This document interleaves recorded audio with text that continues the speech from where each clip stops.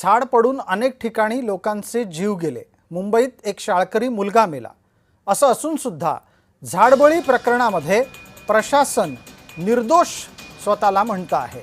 प्रशासन कसं काय निर्दोष असू शकतं असा सवाल आता उपस्थित होतोय।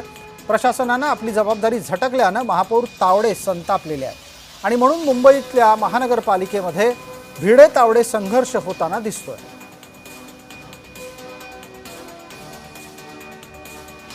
महापौर नाही ते एक आई म्हणून मला हे फार चुकीचा अहवाल वाटतोय।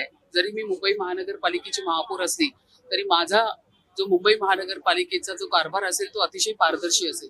ज्या ठिकाणी आमच्या अधिकाऱ्यांची चूक नाहीये त्यांच्या भक्कमपणे पाठीशी राहणारी मी महापौर आहे। पण ज्या ठिकाणी आपल्या अधिकाऱ्यांना सांगून सुद्धा निर्देश देऊन सुद्धा त्याचं त्यांनी पालन केलं नाही आणि नंतर या पद्धतीने फक्त कॉन्ट्रॅक्टरला 5,000 आणि 2 लाखाचा भूर्दंड देऊन त्या पद्धतीने त्यांची सुटका करणं हे काय त्या मातेला न्याय मिळाला असं नाहीये।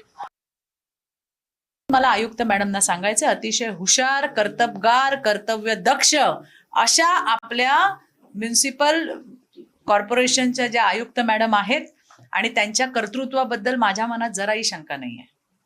पण मला हे नक्की सांगायचं आहे की त्यांनी आयुक्ताच्या चष्म्यासोबतच आईचा चष्म्यातून बघणं सुद्धा गरजेचं आहे।